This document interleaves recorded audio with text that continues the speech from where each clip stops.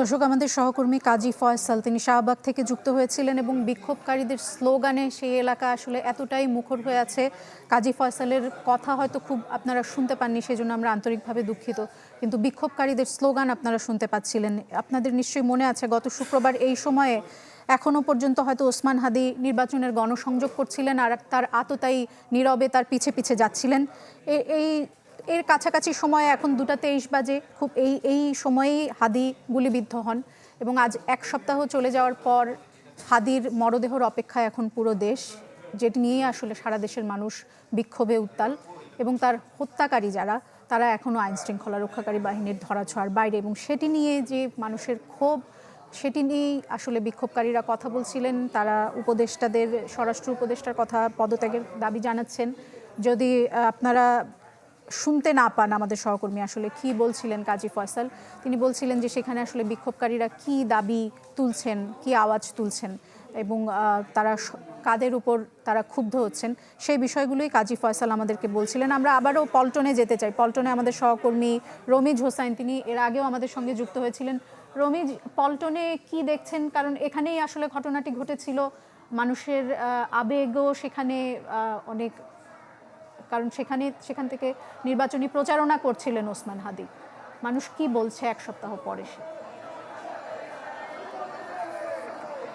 আমি আপনাকে বুঝিনি, আরেকবার যদি আমাকে বলতেন আমি বুঝতে পারি না। জি, আসলে আপনাদের ওখানে বিক্ষোভকারীদের শব্দে আপনারাও হয়তো আমাদের কথা খুব ভালো শুনতে পাচ্ছেন না রমিজ। আমরা মূলত যেটা জানতে চাচ্ছি যে ওখানে মানুষ কি বলছে, কি দাবিতে বিক্ষোভ হচ্ছে এবং আপনি আসলে কি দেখতে পাচ্ছেন। ম্যাক্স, দেশের সবচেয়ে শক্তিশালী 52.5 এন গ্রেডের পিসিসি সিমেন্ট। দৃষ্টিমূলত এখানে যারা বিক্ষোভে অংশ নিয়েছেন তারা কিন্তু বলছেন যে হাদির মতো জুলাইয়ের এরকম একটা তারুণ্য এত অল্প বয়সে আসলে চলে যাওয়া, এটা আসলে তারা কোনোভাবে মানতে পারছে না। বিশেষ করে জুলাই গণঅভ্যুত্থানের মতো জায়গায় আসলে যারা নেতৃত্ব দিয়েছেন, হাদির মতো ছেলে, টকবগে তরুণ আসলে যারা রাষ্ট্রের সমালোচনা করেছে, যেখানে একটি রাজনৈতিক দলের তারা সমালোচনা করেছে, সরকারের গঠনমূলক সমালোচনা করেছে, এই ধরনের মানুষগুলোকে আসলে যখন টার্গেট করে আসলে তাদেরকে হত্যা করা হয়, এই বিষয়গুলো আসলে সাধারণ মানুষ কিন্তু আসলে তারা মেনে নিতে পারে না। সেই জায়গা থেকে, তাদের ক্ষোভের জায়গা থেকে কিন্তু তারা আজকেই বাইতুল মোকাররমে জুম্মা নামাজের পরেই কিন্তু তারা এখানে বিক্ষোভ মিছিল এবং সমাবেশের মধ্যে দিয়ে তাদের যেই দাবি, সেই দাবির বিষয়ে তারা বারবার সরকারের প্রতি আহ্বান জানাচ্ছে যে এই ধরনের ঘটনাতে যারা হত্যাকারীরা তারা যদি পার পেয়ে যায়, কিন্তু তারা কিন্তু এর পরবর্তীতে আরও যারা জুলাইয়ের যোদ্ধা রয়েছেন, যারা গণঅভ্যুত্থানের নেতৃত্ব দিয়েছেন, যারা সরকারের গঠনমূলক সমালোচনা করছেন, যারা গণতন্ত্রকে এগিয়ে নেওয়ার পথে কাজ করছেন, তাদেরকে হত্যা করতে কিন্তু এই ধরনের হত্যাকারীরা আরও বেশি উৎসাহিত হবে। সেই কারণে সরকার যাতে যত দ্রুত সম্ভব কূটনৈতিক প্রক্রিয়ার মাধ্যমে ভারত থেকে এই যারা আসলে এই ঘটনার সাথে প্রত্যক্ষ এবং পরোক্ষভাবে যারা জড়িত তাদেরকে যাতে দ্রুত সময়ের মধ্যে বাংলাদেশে ফিরিয়ে এনে তাদের আইনের মাধ্যমে সাজা কার্যকর করতে পারে, সেই আহ্বান আসলে সরকারের প্রতি রাখা হচ্ছে। এবং বাংলাদেশে যারা অবস্থান করেছে এবং এই সমস্ত হত্যাকারীরা যারা নির্বিঘ্নে তারা পালিয়ে যেতে পেরেছে, তাদেরকে যারা সহায়তা করছে, তাদেরকে দ্রুত সময়ের মধ্যে চিহ্নিত করে তাদেরকে আইনের আওতায় আনার দাবি জানানো হয়েছে।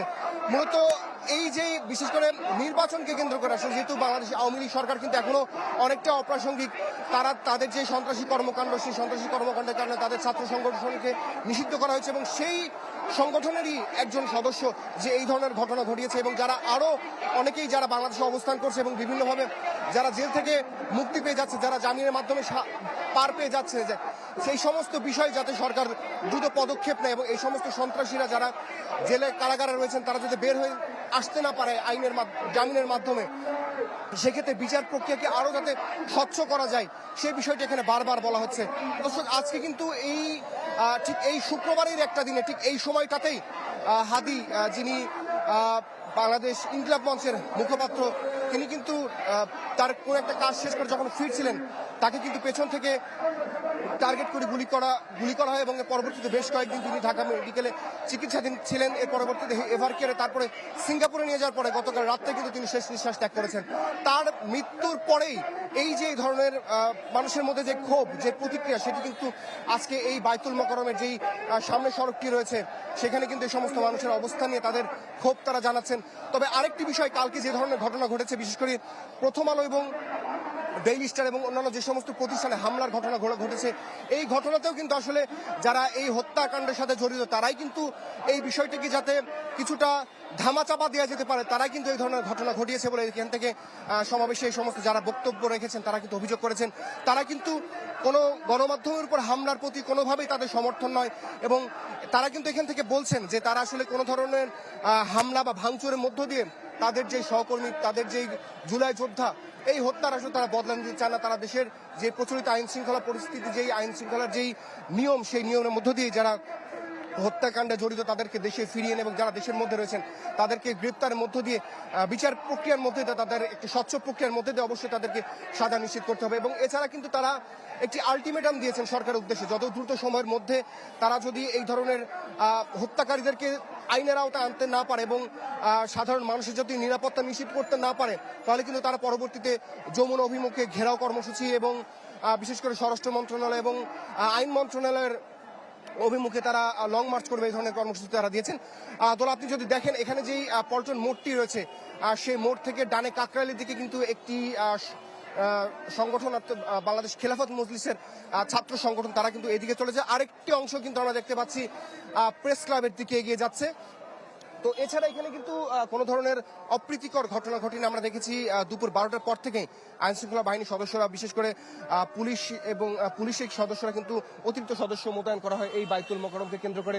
এবং এখানে নামাজের পরে সাধারণ মুসল্লি যারা অবস্থান নিয়েছিলেন তারা কিন্তু মহান আল্লাহর দরবারে তারা হাদিকে যাতে জান্নাত পান এবং তার যে পরিবারের সদস্যরা রয়েছেন সেই সদস্যরা যাতে এই যেই পরিবারের কনিষ্ঠতম সদস্যকে হারিয়ে যেই শোক, সেই শোকটা যাতে সইতে পারে এবং বাংলাদেশের আর কোনো মানুষ যাতে এই ধরনের ঘটনার শিকার না হয়। এবং সবশেষ বাংলাদেশের যে আসছে নির্বাচন, সেই নির্বাচনটি যাতে অংশগ্রহণমূলক হয় এবং সকলে যাতে যে সমস্ত রাজনৈতিক দলরা রমিজ, আপনি কি শুনতে পাচ্ছেন আমাকে? চালিয়েছেন তারা যাতে নির্বিঘ্নে সেই নির্বাচনী বৈতরণী পার হতে পারে সেই ধরনের দোয়া কিন্তু এখান থেকে করা হয়েছে। জি রমিজ, আজকে এনসিপির আহ্বায়ক জনাব নাহিদ ইসলাম তিনি একটি ফেসবুক স্ট্যাটাস দিয়েছেন এবং সেখানে তিনি লিখেছেন যে আজ জুমার নামাজের পর যে কোনো কর্মসূচিতে সর্বোচ্চ সতর্কতা অবলম্বন করুন। গতকালের মতো ভাঙচুর ও নাশকতা করার পরিকল্পনা রয়েছে জুলাই বিরোধী শক্তিগুলোর। আমরা যে কোনো প্রকার ভায়োলেন্স এবং নাশকতার বিরুদ্ধে। এরপরেও ওনার স্ট্যাটাসটি আরও দীর্ঘ, আমি পুরোটা পড়ছি না, কিন্তু মূলত উনি যেটা বোঝাতে চেয়েছেন যে গতকাল আসলে হঠাৎ করেই বিক্ষোভ যেরকম সহিংস রূপ নিয়েছিল আজকে যেন সেটি না নেয়, সেই বিষয়ে তিনি একটি সতর্কতামূলক একটি ফেসবুক পোস্ট তিনি দিয়েছেন। আপনি যেখানে আছেন আপনার কি মনে হচ্ছে যে আজকের বিক্ষোভ কি গতকালের মতো সেই ধরনের পরিস্থিতির দিকে যাচ্ছে নাকি আজকে অনেকটা শান্তিপূর্ণভাবে বিক্ষোভ হচ্ছে?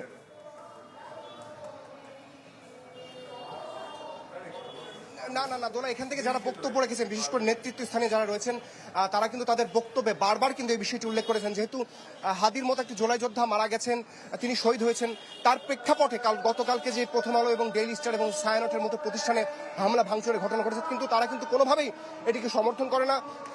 তারা কিন্তু এই বিষয়টা বারবার বলছেন তাদের যে আন্দোলন, তাদের যে দাবি সেটি অবশ্যই নিয়মতান্ত্রিক পদ্ধতিতে হবে, কোনো ধরনের হামলা ভাঙচুর বা কোনো ধরনের নাশকতার মধ্যে দিয়ে যাতে না যায় সেই বিষয়টি যা সাধারণ নেতাকর্মী যারা উপস্থিত রয়েছেন তাদেরকে কিন্তু বারবার তিনি যারা আসলে নেতৃত্ব স্থানে রয়েছেন তারা কিন্তু বারবার এই আহ্বানটি জানিয়েছেন যে তারা সরকারকে সময় দিতে চান, তারা ধৈর্য ধারণ করতে চান, তারা অবশ্যই সরকারের যেই আইন শৃঙ্খলা রক্ষাকারী বাহিনী এবং আইনের প্রতি শ্রদ্ধাশীল রেখেই তারা পরবর্তী কর্মসূচিগুলো দেবেন এবং কোনো ধরনের হামলা ভাঙচুর যাতে না হয় সেই বিষয়টি তারা খুব গুরুত্বের সাথে দেখবেন।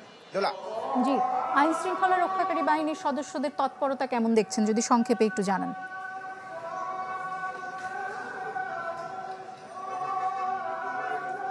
আইন শৃঙ্খলা রক্ষাকারী বাহিনীর সদস্যরা কিন্তু আমরা দেখেছি দুপুরের পর থেকে অর্থাৎ 12টার পর থেকে কিন্তু বাইতুল মোকাররমের উত্তর গেট এবং দক্ষিণ গেটে যে সমস্ত প্রবেশ পথগুলো ছিল সেখানে কিন্তু তাদের ব্যাপক উপস্থিতি দেখেছি আমরা।